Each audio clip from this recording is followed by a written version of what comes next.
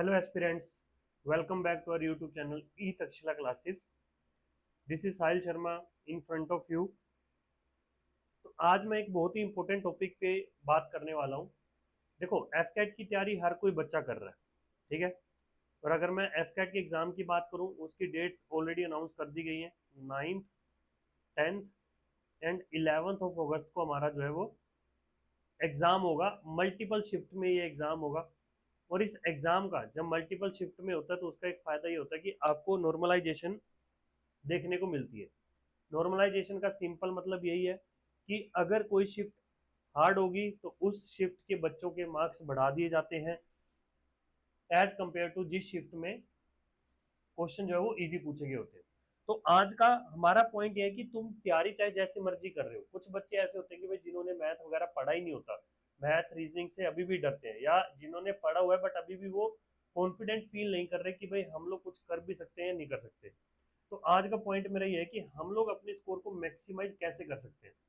तो सबसे पहले ना तीन चार बातें आपको पता होनी चाहिए। मतलब जब आप जिस मैदान में उतर रहे हैं, जिस फील्ड में उतर रहे हैं, ठीक है ना, जिस जंग को लड़ने के लिए उतर रहे हैं, जिनके साथ तुम्हारा कंपटीशन है, पहले तुम्हें पूरी बातें पता होनी चाहिए कि भाई हाँ, तुम्हारा पोटेंशियल कितना है, तुम कहाँ तक पहुंच सकते हो, ठीक है ना, और तुम्हें पहुंचना कहाँ है। तुम्हें अगर यही नहीं पता कि तुम्हारा मकसद क्या है, तुम्हें किस पॉइंट तक पहुंचना है, क्या कट ऑफ रहती है, क्या इसका प्रोसीजर रहता है, तो आपके लिए फिर वो अच्छी बात नहीं है ना। तो पहले सबसे पहले देखते हैं कि एफ कैट का एग्जाम है क्या चीज, उसमें सब्जेक्ट वाइज वेटेज कितना होता है। एफ कैट का एग्जाम में टोटल 100 क्वेश्चन होते हैं। हर क्वेश्चन जो है वो 3 नंबर का होता है और टोटल 300 मार्क्स का हमारा जो है वो पेपर होता है एफ कैट का। और ये 300 मार्क्स का जो पेपर होता है वो 2 घंटे में होता है, 2 घंटे में। और जो वेटेज होती है सब्जेक्ट वाइज वो कुछ इस तरीके की रहती है कि जैसे हमारा जो पहला न्यूमेरिकल एबिलिटी है, ये न्यूमेरिकल एबिलिटी के 20 क्वेश्चन आते हैं। एक क्वेश्चन हमारा 3 नंबर का होता है। टोटल कितने का हो गया? 60 नंबर ये हो गए। फिर रीजनिंग की मैं बात करूं तो ये टोटल 25 क्वेश्चन आते हैं। एक क्वेश्चन हमारा 3 नंबर का होता है, तो ये हमारा हो गया 75 नंबर का। फिर अगर मैं जीके की बात करूं तो जीके हमारा 25 क्वेश्चन पूछेगा वहां पे, और हर एक क्वेश्चन 3 नंबर का, तो टोटल वेटेज जो होगी उसकी वो 75 होगी। इंग्लिश की अगर मैं बात करूं तो वो भाई 30 क्वेश्चन पूछता है, जिसमें से हर क्वेश्चन 3 नंबर का, और उसकी वेटेज जो है वो 90 होती है। अब यहाँ पे अगर मैं चेक करूं ना, सबसे ज्यादा वेटेज मार्क्स के अकॉर्डिंग इंग्लिश की है और सबसे कम वेटेज मार्क्स के अकॉर्डिंग मैथ्स की है। बट यहाँ पे हैरानी की बात क्या है? हैरानी की बात यह है कि आपका पेपर तभी क्लियर होगा अगर आपको मैथ्स आता होगा। अब ये बात मैं क्यों बोल रहा हूं, इसका पॉइंट क्या है, पहले वो समझते हैं। वो समझने के लिए आपको मैं एक चीज दिखाता हूं कि पिछले कुछ टाइम से अगर मैं कट ऑफ की बात करूं तो कट ऑफ का पैटर्न देखते हैं कितना जा रहा है। कट ऑफ हमारी है जो लास्ट टाइम एफ कैट 1 2024 हुआ था, वहां पे 137 की कट ऑफ गई थी। देन एफ कैट 2 2023 की अगर मैं बात करूं तो वहां पे 151 कट ऑफ गई थी। एफ कैट 1 2023 की बात करूं तो 155। ऐसे ही मैंने पिछले 6 से 7 सालों के जो जितने भी एग्जाम हुए हैं उन सब की कट ऑफ आपके सामने यहाँ पे लिखी हुई है, ठीक है। अगर मैं पिछले 12 से 14 पेपरों की बात करूं, कितने पेपर, कितने एग्जाम, 3 3 6 7, 7 6 13, टोटल मैंने 13 एग्जाम्स का कट ऑफ आपके सामने रखा हुआ है। और यहाँ पे जो मेरा लोएस्ट कट ऑफ है दैट इज 133, जो एफ कैट 1 2019 में गया था, लोएस्ट है ये। और जो रिसेंट में हाईएस्ट कट ऑफ गई है वो ये एफ कैट 1 2021 की गई है, जहां पे था हमारा 165, ठीक है। अच्छा, यहाँ पे कुछ डिफरेंस भी आए हैं, ठीक है। जब एफ कैट 1 2022 से हमारा जो पैटर्न में है वो थोड़ा चेंजेस भी आया। तो वो इतने कुछ भी चेंजेस नहीं है कि भाई कट ऑफ में इतना कुछ ज्यादा फर्क आना चाहिए। बट अगर मैं ऑन एन एवरेज देखूं ना, तुम्हें ज्यादातर जो स्कोर दिख रहा होगा ना वो 150 की लाइन में दिख रहा होगा। ज्यादातर जो स्कोर दिख रहा है वो कहाँ पे दिख रहा है? 150 की लाइन में दिख रहा है। तो हम लोग मान के चलते हैं कि हमारी जो एवरेज होगी ना या कट ऑफ होगी वो 155 ±3 जो है वो कट ऑफ रहने वाली है। ठीक है, हम लोग एक ये बेस मान के चलते कि हमें इतना स्कोर तो करना ही करना है चाहे कुछ भी हो। अब इतना स्कोर तो भाई हमें करना है। अब करने के लिए करना क्या पड़ेगा? तो देखो भाई, मैंने जैसे बोला कि इंग्लिश हमारा 90 नंबर का होता है। देखो इंग्लिश सब्जेक्ट ऐसा है कि तुम इसमें इंप्रूव कितना कर सकते हो लास्ट 20 डेज में, उस चीज पे एनालिसिस करना। ठीक है ना? हम बात करेंगे कि लास्ट 3 वीक में स्कोप ऑफ इंप्रूवमेंट मैक्सिमम कहाँ पे हो सकता है। जीके और अगर मैं इंग्लिश की बात करूं तो यहाँ पे भाई तुम लोग अपने कॉम्पिटिटर से ज्यादा लीड नहीं बना सकते। मैं ये नहीं बोला कि इंपॉर्टेंट नहीं है, बट मैं ये बोल रहा हूँ कि अगर तुम लास्ट 20 डेज में सोच रहे हो ना कि भाई मैं किन चीजों पे ऐसा फोकस करूँ जहां पे मैं अपने कंपटीटर से लीड बना सकता हूँ, तो वो इंग्लिश और जीके तो बिल्कुल भी नहीं है। ठीक है? इंग्लिश और जीके ऐसे सब्जेक्ट हैं कि तुम मतलब कभी भी 100% श्योर नहीं होते कि जो तुमने आंसर टिक किया है वो सही किया है या गलत किया है। मोस्ट ऑफ द क्वेश्चंस में चलो मैं मानता हूँ कि हो सकता है, बट स्टिल वो चीजें ऐसी हैं जो तुम्हें याद करनी होती है। तो याद करने के लिए तो चीज इधर उधर थोड़ी बहुत हो सकती है ना? वहीं अगर मैं बात करूं मैथ्स और रीजनिंग की, तो मैथ्स और रीजनिंग में जो स्कोर रहता है वो क्या रहता है, यहाँ पे 60, यहाँ पे 75। तो अगर मैं टोटल स्कोर की बात करूं ना, ये टोटल स्कोर कितना हो रहा है? ये टोटल स्कोर हो रहा है 135, और यहाँ पे टोटल स्कोर कितना हो रहा था? 165। तो यहाँ पे मैथ और रीजनिंग की वजह से पेपर क्यों क्लियर हो सकता है? क्योंकि ये पोर्शन ऐसा है जहां पे मैं 135 आउट ऑफ 135 स्कोर कर सकता हूं। वो बात अलग है, कुछ बच्चों को इसमें मेहनत बहुत ज्यादा लगेगी, कुछ को कम लगेगी, बट यहाँ पे ये चीज पॉसिबल है। ठीक है? बट इधर 165 आउट ऑफ 165 ये पॉसिबल नहीं है,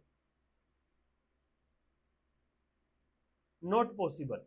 मैं फैक्ट की बात कर रहा हूं, मैं मिथ पे नहीं जा रहा। देखो भाई, कोई करोड़ों में से कोई एक लड़का होगा या कोई एक एस्पिरेंट हो सकता है, तो मैं उसकी बात नहीं कर रहा। हालांकि आज की हिस्ट्री तक ऐसा कोई एस्पिरेंट मिला ही नहीं जो 165 आउट ऑफ 165 स्कोर कर सके। इनफैक्ट इंग्लिश में भी तुम 90 आउट ऑफ 90 नहीं स्कोर कर सकते। You can't score 90 out of 90 in English, but in math you can score 60 out of 60 with practice, and in reasoning you can also score 75 out of 75 with practice. And I am talking about the time which it will require to take these marks. Okay, मतलब जितने time में तुम अपने आप को इतना काबिल बनाओगे ना कि तुम 60 में से 60 ला सकते हो, है ना, उससे आधे टाइम में तुम अपने आप को यहाँ पे काबिल बना लोगे। और अगर मैं इनके टाइम के कंपैरिजन की बात करूँ, इंग्लिश और जीके में तुम्हें बहुत ज्यादा टाइम लगेगा। ठीक है ना? तो हम लोग इसीलिए फैक्ट पे बात करते हैं। तो 135 आउट ऑफ 135 यहाँ पे स्कोप है स्कोर करने का, है ना? तो मान लो अगर आप 130 आउट ऑफ 135 आउट ऑफ 135 नहीं भी कर पा रहे, but you can still go up to 90% marks in this portion. ठीक है ना? तुमने अगर अच्छे से तैयारी की है तो 95 या 95% आप यहाँ पे स्कोर कर सकते हो। अगर आपने अच्छे से तैयारी नहीं की, आपने बाकी चीजों पे फोकस किया हो, तो आप यहाँ पे 60 to 70% पे रह जाओगे। विच मीन्स आपका कंपटीटर जो है वो आपसे 30 से 35% नंबर आगे चला जाएगा। बट अगर मैं इसकी बात करूं तो मेजोरिटी केसेस में यहाँ पे 30 to 40% स्कोर हो पाता है। मैं इंग्लिश की बात नहीं कर रहा, ये मैं बात कर रहा हूँ जीके की। ठीक है ना? जीके में तुम 30 to 40% स्कोर करते हो, अगर मान लो आपने बहुत अच्छा भी पढ़ा हुआ है। अगर नहीं भी पढ़ा तब भी आप 15 से 20% स्कोर तब भी कर सकते हो। मतलब कि यहाँ पे तुम एफर्ट डालने का कोई इतना फायदा कभी भी नहीं होता। ठीक है ना? ये मेरा पर्सनल एक्सपीरियंस है, मैंने खुद एफ कैट 6 बार क्रैक किया हुआ है। ठीक है? तो पॉइंट मेरा ये है कि लास्ट के 3 वीक्स में हमें सब्जेक्ट हर एक पढ़ना है, बट हमें ज्यादा फोकस किस पे करना है? मैथ्स और रीजनिंग में। मतलब इनमें ऐसा है कि तुम कोई एक पर्टिकुलर पोर्शन भी अच्छे से करके जाते हो ना, तो वहां पे भी तुम स्कोर करना तुम्हारे लिए पॉसिबल हो सकता है। समझ आई बात? अब आगे बात करते हैं जो हमारा ये न्यूमेरिकल एबिलिटी का या मैथ्स का जो सिलेबस है वो है क्या।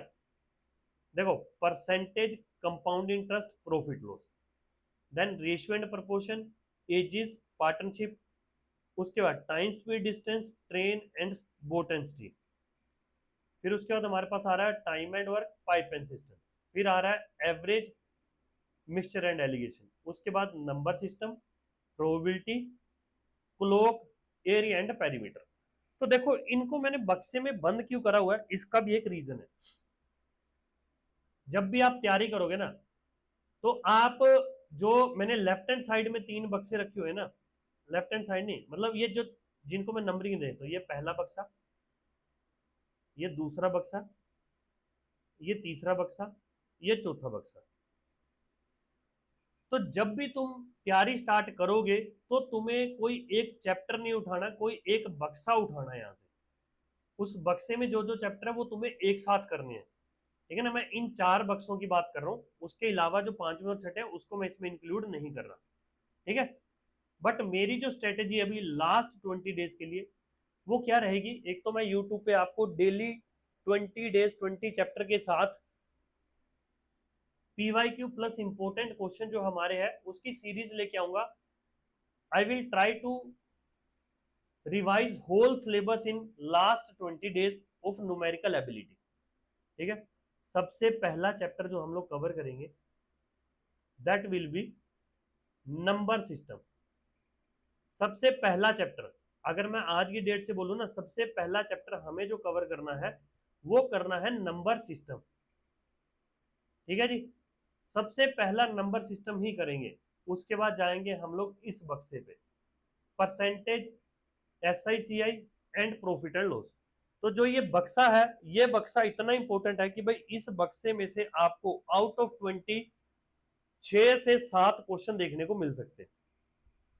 और अगर मैं बोलूं कि भाई आपको 20 दिन बाद पेपर देना है और आपके सिलेबस में सिर्फ ये 3 चैप्टर है, तो आप इन 3 चैप्टर को यही सोच के पढ़ना कि भाई इन 3 चैप्टर में से मेरा कोई भी एक क्वेश्चन जो है वो छूटना नहीं चाहिए बस, ठीक है। और ये नंबर सिस्टम तो है ही, एक दो क्वेश्चन तो यहां से डेफिनेटली हो ही जाएंगे। तो सबसे पहला बक्सा तो हमें यही करना है। उसके बाद मान लो अगर आपको इन बक्सों में नहीं जाना तो उसके बाद आएंगे हम लोग एवरेज पे, ठीक है। एवरेज सबसे पहला हम लोग करेंगे नंबर सिस्टम, फिर मेरी सजेशन है कि पहला बक्सा, अगर उसके बाद तुम्हें टाइम बचता है कि भाई तुम कोई एक इन बचे हुए 3 में से कोई एक बक्सा कंप्लीट कर सकते हो तो करो, अगर नहीं कर सकते तो हम लोग जाएंगे एवरेज पे। सबसे पहले एवरेज कंप्लीट करेंगे, ये मैं लास्ट 20 डेज की बात बता रहा हूँ, हम 5 से 6 चैप्टर इजीली कर सकते हैं। एवरेज के बाद हम लोग चलेंगे प्रोबेबिलिटी एंड क्लॉक पे। तो कुल मिला के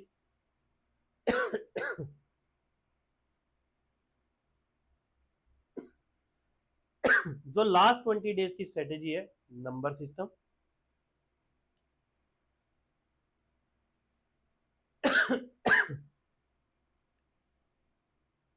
देन परसेंटेज, देन SICI। ये चैप्टर थोड़े लेंथी है बट इनमें से क्वेश्चन बहुत ज्यादा पूछता है वो, प्रॉफिट एंड लॉस। फिर उसके बाद हम लोग करेंगे एवरेज, मतलब अगर टाइम बचता है तो प्रोबेबिलिटी एंड क्लॉक।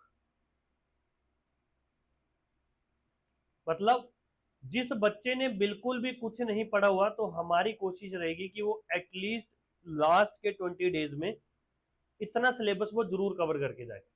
यहां से पॉसिबिलिटी है कि आप 50% क्वेश्चंस अटेम्प्ट कर सकते हो, which means 10 out of 20 question जो है वो आपके अटेम्प्ट हो सकते हैं अगर आप आखिरी के 20 दिनों में ये चैप्टर कवर करके चले जाए। ठीक है भाई।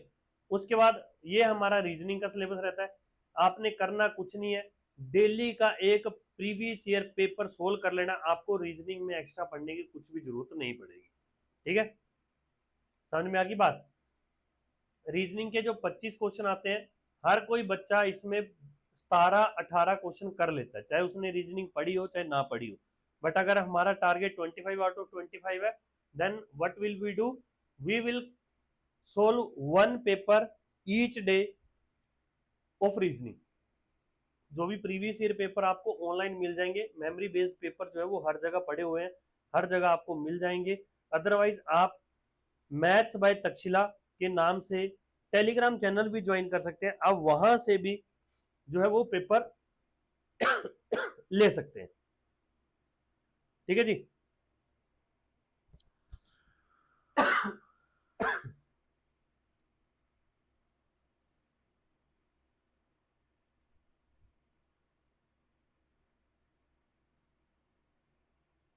Last 20 days 20 chapter PYQ plus most important question series मैं यूट्यूब पे लेके आऊंगा।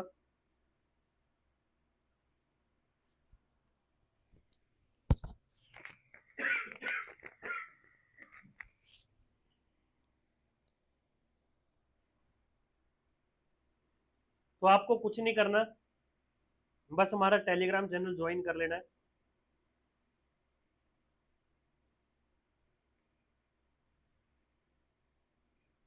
उसका लिंक आपको डिस्क्रिप्शन पे भी मिल जाएगा।